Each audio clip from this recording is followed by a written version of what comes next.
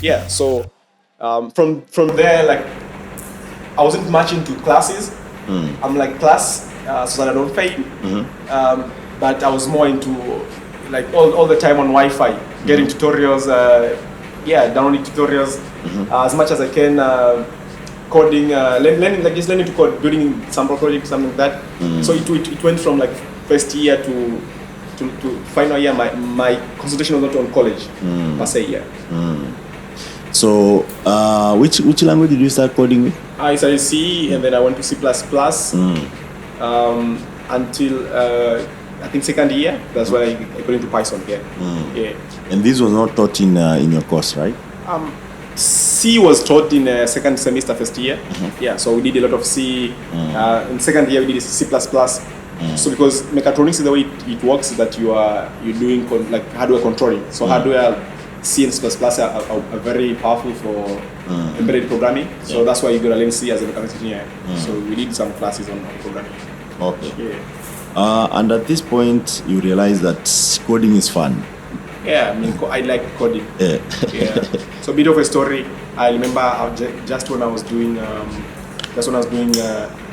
before going to college, I wrote a paper called Beyond the Archimedes Principle, where I was challenging the Archimedes Principle. So I wrote formulas, I wrote whatever, like you came to die, I went to COSTECH, the Commission for Science and Technology. I'm like, okay, here's my paper I did, and can you look at it? And yeah, so, but short story, I had not just one paper, I had papers called free dynamics, energy. I had a lot of papers. Yeah, so my holiday from Form 4 to college was very fruitful. Writing papers. But those papers never touched the light of the day. Yeah. And that discouraged me, like maybe these papers you need someone to push you to take you somewhere. Yeah. But something is called that I only needed a computer, and then I could take an idea and still create something that is useful. Yeah. So that made me like full obsessed with code, and they're like, okay, hey physics, I love you so much, but take your break. With software, I only need a laptop, and then I can take something and the internet, and I can make something that it could impact the world. Yeah. And it's good you realize that on your own, because also that's one thing that I believe that can change a lot of things for many people across the board. Anything else I look at, there's so much time needed, resources, as well as education acumen, right? But for code, you just need a laptop and internet, as you said, and just curiosity. If you're curious enough, you can get to build anything and learn anything, because now even most of the content is available online. But it's not as straightforward as people think. It's not. Yeah. The only thing you need is just don't stop. Like every day, you just learn something new. Yeah, because there are going to be moments where you like don't feel like learning. Because sometimes beginner is kind of hard, and then you go into learning. You think you are the smartest in the world, and then you go like, okay, no, not yet. Smarter people. Yeah. So I think at the very beginning, sometimes you need to intentionally know, interested in it. So if you're intentionally interested in it, I think that's all you need. Learn something, it doesn't work. Take your break, get back later, it works. Yeah. And what was the biggest challenge that you face when you're learning some of these, coding skills and what you can do with code? Okay. Yeah. So back in the days, I had zero exposure to other ecosystem. All I knew was me. There's my friend called Daniel who taught me a lot of C++. Daniel who? Daniel Mkongo. Mkongo. Yeah, he's now taking mechatronics bachelor in UTC. Okay. But he taught me a lot of code, like C++ and stuff like that. So I wasn't very much exposed to outer ecosystem, and also it limited what I can. Like I didn't have like a good roadmap. So sometimes you just find yourself going to class Z, A to Z. Sometimes it's like, okay, you don't get it because you're jumping to a very high abstract concept. So I think maybe a roadmap like Kaleb, maybe learn from this to this would help very much. Yeah. So there was like zero guidance. So it was like a lot of try and error. Yeah. So we would advise someone who is trying to learn this concept at this point. They just take some time and be patient with themselves. Yeah, but for now, I think you don't like get somebody at least to show you the roadmap, like, but not somebody like, okay, ask me, Kaleb, teach me. No, I won't teach you, but I'll give you a course and I'll give you like resources to where to go if you're stuck. So I didn't have that somebody, so it was like more me learning through the hard way, Yeah. Interesting. And now that this learning was it was self-taught. Besides, doing mechatronic, but of course you could find somewhere where these two are meeting. And I know with mechatronics, if it's a blended system, you need some PCB, some gadgets correct. Some semiconductor to program. Did you get this in plenty at the college? Yeah, in plenty. I can remember from first year I began implementing my first robot, like hand robot. Grab something, and it was very a physical robot or just simulated robot? It was a hand robot. Okay. But basically, I didn't create the hands. Somebody gave me the hands. I just programmed it. Just programmed it. Okay. Interesting. Yeah, because I remember last time I saw. Actually, when we programmed our robot, it was on Java, simulator Eclipse. Yeah. And you could see, it's move left, right. So if you connect that and actually to move that, because it's just simulating what you could see. So I did a lot of those hardware stuff. Yeah. So in my first year to third year, I was still a believer of mechatronics. Yeah. But I wasn't a believer of like through the normal way of going to class and listening to lecturers that I can think where I want to go. But like, okay, let me just go through my self-adventure. Let me go buy Arduino and begin programming Arduino and buy sensors and actuators. I believe, okay, if I could teach myself how to control all this hardware, I could get somewhere with mechatronics. Yeah. Nice. So I was still a believer. Yeah. I stopped being a believer maybe late in the years. So you're connecting robots, programming, and what is running through your mind? Like, what will you do? Will you go and work for Toyota or all these places? Or what was going through your mind at this point? Or you just wanted to graduate and get your degree and? No, like, to be honestly, the graduating thing became the last year. Oh.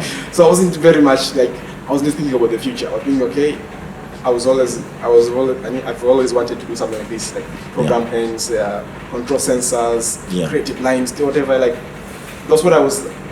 No, like future, like 2 years to come. No. Just what in front of me, that was going through my mind. Living in the moment. Yeah. But I was like, okay, if I could do this now, maybe in the coming days I could be somewhere very far, That I had that kind of concept in my mind, like maybe I could, build an industry. But you're already building an industry. I mean, you're sounding like someone who is struggling, but you're not, man. So I mean, not the concept I was thinking. Yeah. It was more on hardware. Like, okay. Like things. Yeah. And I but you still have time. So where you have started is not. Yeah, I mean, it's a fair point. It's a fair point. Yeah, your age mate, I don't know if they know what they have achieved what you have achieved so far. Yeah, so you have time to do all these things, and it's great.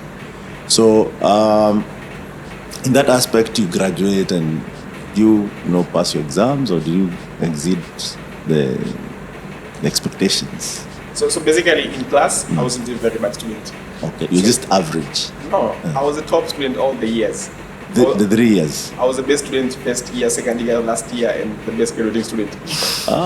Yeah, nice. 4.8 out of 5 the final GPA. So I wasn't very bad in class. I was actually good. Yeah. Yeah. Okay, now because you said there's a time you said, I want to concentrate. No. So if you even talk to my teachers, they're like, Kaleb, you always code. How do you manage? How do you manage? Yeah. But for me it was I don't know, maybe my adventure with the really like physical programming hardware. Yeah, it made me even like, okay, if it's programming class, I get all the marks. Yeah. So. And do you think there are guys who are in school doing the wrong thing? It's not that they're not. It's not that they're not bright or they're not smart. Just because they're doing what maybe they are not supposed to be doing. Maybe. Yeah, maybe. Yeah. Because from what you have just said is just that you found what you can connect with and do. Yeah. That's why you found fun in it. Because I know mechatronics is not that easy. Yeah, it's not. It's not straightforward as most of things. Neither is it, even literature for some other people is not that straightforward. You have to connect with it, and you have to be like, this is what I want to do, understand what I want to do with this, and So after school, what happens? You join our university, or do you just say, you know what, I have enough skills, let me go to that? You mean after college? After college, yeah. Okay. So after college, during college, I expected a lot of people like coming to that, exhibiting something and coming. So during college, I begin exploring a bit. Okay, there's GDG, there is something called the Python Tanzania. So I started to have a sense of community. Yeah. And I realized, okay, if you want community, go to that. Yeah. So that was in my mind, like in my very last day of graduating. So I stayed 1 month at home in Mbea. But I'm like, Mom, if I want to make it, now I'm thinking now in my head. I know, like I'm thinking in my head, like I don't want to be like the best result outcome for me working as a mechatronics engineer is being a repair guy. Yeah. Or maybe the best. Maybe like not repair per se, but more for maintenance and a bit of like. I found out like in industries, like as a mechanics engineer in industry, because we had this science fair, like there's project to go to maybe Coca-Cola or Pepsi. So I don't know if it's quite true, but they don't trust locals to touch sensitive systems. So most of the time they won't give you that aspect of actually having to innovate and create something. Yeah. So you're mostly gonna go into let's add more oil here. There's a bolt that is loose. There's one that's loose. Okay, let's replace this. Yeah. So that doesn't really trigger me. What trigger me is the aspect of creating something. So I saw myself not really going to that career of taking my CV and going to an industry like, okay, give me this job. So I say I was not gonna apply any work of mechatronics. That was my liking to me. Yeah. So even if so I to take to pursue as a developer. Here's that, like that is a ecosystem. Yeah, there is a community. There's Flutter, there is GDG, Yeah. and I think there's also jobs because every headquarters in that. If you want jobs, come to that. Yeah. So I'm like, my mom, see 1 month, and like you're staying at home. You're like, okay, if I'm at home, the best could be a farmer. Yeah. Go to farm. Yeah. But I'm not like, hey, I can't farm now. Mama, I don't want to be a burden at home. Let me just go to town and see if I can get opportunities in tech. Yeah. So I stayed only 1 month and then I came to town. Yeah. So do you have like family members here or just? I had a sister, but I only stayed for a week and then I rented. I went to rent. Yeah. Yeah. Okay. So you come to DAB. At least you had come before for the competition and participation on different things. Yeah. But now you come to DA and here you are self-reliant. How did that work out? Did you get some side project where you could now pay rent or? I was very naive. What happened? So I was very naive. Yeah. I remember just I was working on some final year projects for some college student from UDOM. Yeah, and it paid me UDOM is University of Dar es Salaam? Or University of Dodoma. Oh, Dodoma. Okay. Yeah, they paid me about 200k shilling. And then I'm like, I wanna go rent. Yeah. And then going finding houses, and I realized renting is at least you need to have I think around 300k. Yeah, and I called my dad. I'm like, my dad, please borrow me at least 300k. I need to rent a home, and then I'll sustain myself going forward. Yeah. So my very first rent, I rented from my dad. I borrowed from my dad about around 300k, get a rent, and then I have 200k to buy Godoro. The first mattress. The first mattress, and then some basia, and then I had only 20k on my remaining to live in that. That was how I started my journey in that. Yeah. And here you are. Yeah. So if there's a guy who is still living, with their mom or dad, it's never that hard to take the risk, because otherwise you're gonna always be afraid to jump, right? I mean, the risks are high. I didn't know the risk. I was very naive again. I thought I would make it. and what happened? In early days, and I realized, okay, this money can stay for 2 days or 3 days, and so I was not recruitable as a software developer. Yeah. So I could not get jobs. Yeah. I don't have a certification as a developer. I'm just an enthusiast, So back into college, I was doing some business of mine. I was taking components from China. I was ordering on Alibaba, and I'm selling device to my fellow students. So that was I took, when I'm coming to that, I came with a component. Maybe I could do this selling of components. I had a brand called Quant Electronics, so like selling electronics stuff. So my very first like 80 days was me selling electronics, going on WhatsApp, going on Canva, putting price. And how did you know how to order from China? From China? I took a risk. I tried once. Just went online, I tried once with small money. And it worked, and I ordered in bulk. And then my final year, I went to my dad, and my dad borrowed me money. I bought around 1M during Corona. Like, I'm gonna order now, because if people don't order now, if Corona ends, I'll have the component. And then it actually worked. So all other sellers during now college have opened after what do you call? After the lockdown. Now college have opened. I was one of the few guys with like the component like from China already here. So I saw. What components was that? Electronics, maybe sensors. I see. Microcontrollers. So even you actually ordered things in line of your. Yeah, mechatronics. So I was ordering stuff, and I was also building projects for other college students. Okay. Get some money. So you're the guy. It's called what? The guy who. What do they call it? Gun for hire. So if someone is doing a project and things are not working out, Kalebu is there to save the day. They call me. And how much do you used to charge? 200,000 or? No, 200 is too high. You talking about university students. It's about around 100K. It's around there. 100K. So you buy from me component, and you also and you build for it. So I can get This is in Dodoma or in Mosti. In my college. So that is Mbea. Mbea.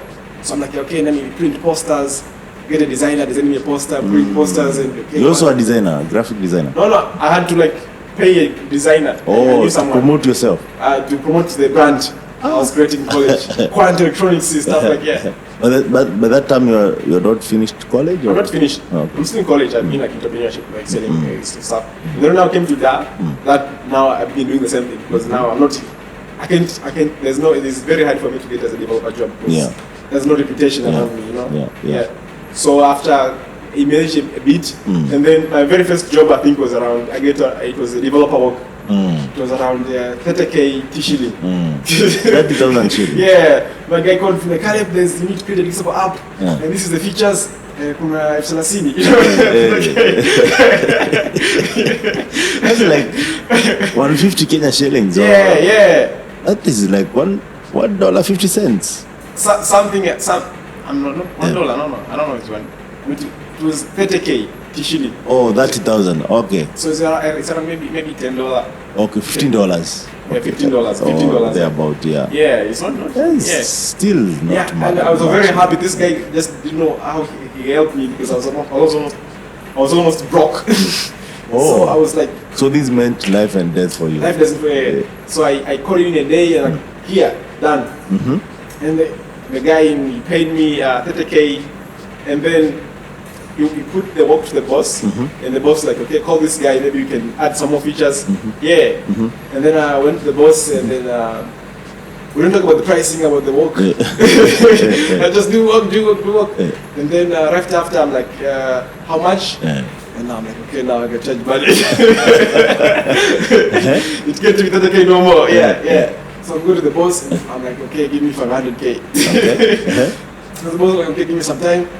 I'll build this for you. And like, he called me like, Kaleb, you sound like too much money. I'm like, no. I'm like, boss, there's another client just nearby. Who was bothering me? It was bothering me. And then I charged them around 300K for a day. I worked there for 4 days. You should pay me 500K. And that was my very first big money to be paid in town. And now you realize the uko mjini. And then now I'm like, okay, Dad, here's a 300K. I'm in town now. I can sustain myself. And here's 50,000 for you, for your trouble. That's nice. And then did you now start getting big projects from that point, or? It was not a big project, but I studied a bit. Some like I used to be on Upwork. I used to be on LinkedIn. Oh wow. So I never got a job on Upwork by that point. So I had like, but on LinkedIn I put myself like machine learning engineer, whatever, too many stuff. And so one person is on a company in logistics. I went on my LinkedIn and then like, okay, DM me, Kaleb, can you come? That is in Tanzania or some other place? It is. DM me, Kaleb, can you come to the office? I want to talk to you. And I'm like, okay, this is it. So I went to the office and he's like, okay, I want you guys to build a CRM and stuff like that. So by that time I only knew Python, so I don't know any of front-end stuff. I tried front-end, it didn't work. I just know Python and I know back-end. But the guy wanted us to build a company, like a CRM. So. And how much, was he hiring or just per project? It was per project. Okay. So I came and I took my other guy who knew how to do front-end. Okay. So now you're starting to know guys who are doing you have connected with them. And are you knowing them from the community or? Some of them from the community, some of them maybe when they reach out to me for a project, back when I was in college. So I'm like, okay, for instance, this guy who worked together on the CRM project was just a guy who reached out to me when I was in college. Kaleb, I want this, I want to come to the street. So I remember when I was in college, I ignored them because it's like, too complex. When I came to the street, I'm like, okay, give me that. Let me see. I'll figure it out. But then I called, he was good at front end, and then we were like, okay, can you do this? Because we're all broke by the time, no one is rich, so okay. And then, okay, like, how much do you charge? Like, okay, let's sit down now, okay. Let's put 5 million. Now you're making real money. No, like those was like, okay, now let's charge them by this. First of all, we wanted to charge them by hours. Very high money and very pricing. So but now we're experimenting stuff. You are scaring them away. Now we begin experimenting now. We're just messing the number out of air and see and see how they react, you know. And then like 5 million. And we're like, okay, 5 million can do it. So that's time to be another bar on the street. So we walked on that for like a lot of months. But it was like 5 months now. We pay rent and then. Actually, a couple of months survival in town, and also build reputation. Now, once you work on a project, that's why the developer it is. If you work on a project, you're building your portfolio. And now you're writing real things, not imaginary. Not imaginary stuff, Now you go ahead. At what point or how many projects did it take for you to, think about, okay, I'm going to start a company, right?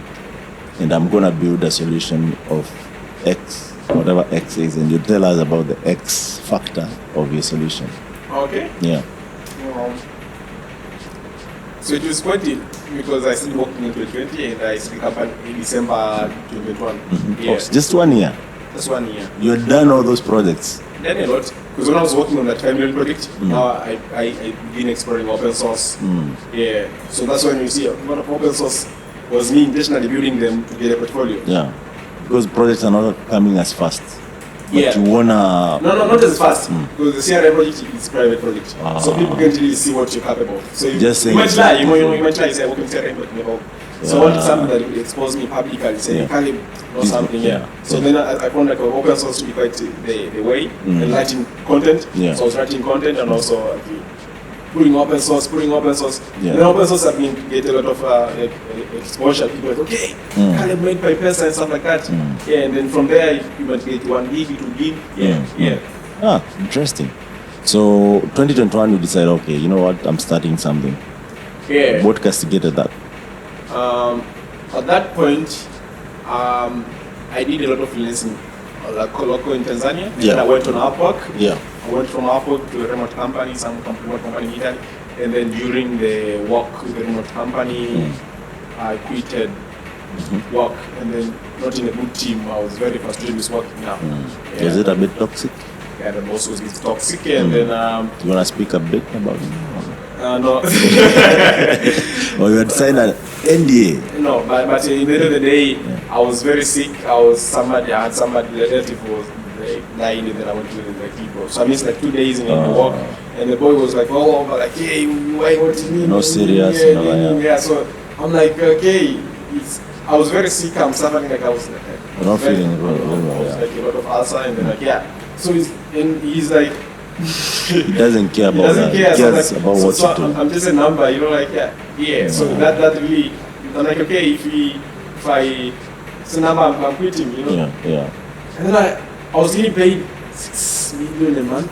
Okay. It was 2.9k USD a month. And then I'm like, I'm quitting this work. What I'm gonna do?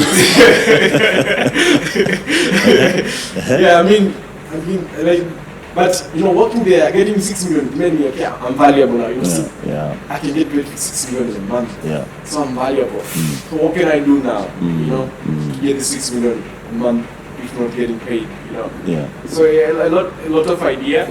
But again, and then like the idea of company came about because after quitting now. The idea of company came up even before like working in a remote company, but it wasn't serious. Now after quitting, you know, like, what do I do? What do I do? I get influencing like Upwork. I made a little money on a bit of money on Upwork. Yeah. I'm like, okay, I don't want to do Upwork. Yeah. I don't want to do another job. Let me pick me for company. Yeah. And again, I don't know what it takes to build a company. I'm just a developer. Yeah. Thinking now, okay, let me do the most comfortable way for me now. Okay, so it's not freelancing, it's not going to another job. Yeah, so even maybe the emotional duration wasn't that well because I didn't want to talk about job again. So not talking about freelancing and yeah, so that's how like now. Okay, let me start a company. And then I remember when I was in college, I began exploring on AI stuff. And then I wanted, okay, a company should be around AI, you know. So a company. Oh yeah. So you're already fascinated with AI and what it can do. But how do you come about the solution that you offer? Because the portfolio of solution that you offer, even I think if you started in 2021, most people had started now seeing the potential in boards, in translation, you know, things that actually right now most companies are looking at. So it wasn't very straight. In the beginning, offer an AI solution, and if you want anything on AI, just do it. You know, very general. More if-else statements. And then it's okay, be specific, and then. So when I was in college, I did something called Ask Iris. So Ask Iris was something that you could text on SMS and then reply you back. So it was like going to using Wikipedia API, fetching feedback. So that was my very first kind of chatbot thing to build when I was in college.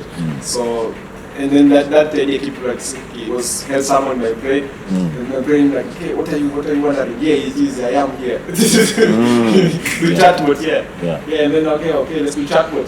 So it wasn't very like specific. Okay, thing, whatever. My previous exposure out there began to be really fascinated with sports. And it all traces back to my first inspiration of AI. It was a movie, Ex Machina, and then it's kind of like some sort of a humanoid robot that can talk. So that kind of software that can talk to you and reply back sounded very interesting to me. And then doing the project around it, and then coming to street is somewhere in the brain, okay, you're going to be chatbot, something like that. Yeah. And then now that's how it is. And then going forward, there's a lot of influence, you know, like there's not like one influence that, okay, you chatbot, So, I remember one of the inspiration around one point was when I was doing open source, I was exploring around NLP and African languages. I went to NLTK, one of the courses in NLP, Python, looking around, okay, how do I do Swahili? And I found, okay, there's no support, it's empty, not even stop words. I'm like, okay, shit, it can be real. So I opened an issue, okay, let me contribute something to this. But that triggered me to know, like, okay, there's a huge gap in NLP tools for African languages. Because Tanzania is a huge language, like 100 million speakers, but not the even national language. National language in 100 million speakers in East Africa, but where there's no tools. So I began to see like a huge gap around this area, and I'm like, I speak Swahili, I'm a developer, and I know a bit of AI. Why not me try to do something around this area? And then that really matched with the chatbot idea, because to be chatbot you need to do NLP in Swahili in African languages. So it was like, okay, different idea coming each other, and it was okay, I know you, then let's do something together, you know? And you started this all alone, and then over time you got some partners? All alone. It was like 3 people in the beginning, and then from day zero? And then I came to one. The other guys quit along the way, or? What happened? Oh. So, yeah. So, but at the end of the day, I made alone. Yeah. Now, is it the time that you are rebuilding the team, or you started rebuilding the team now after these guys left the company? No team. The only team of these 3 guys, or like, 3. But I won't talk much on the details. I'll reserve the details. But what happened basically is 2 other guys end up leaving the company, But not in a bad way.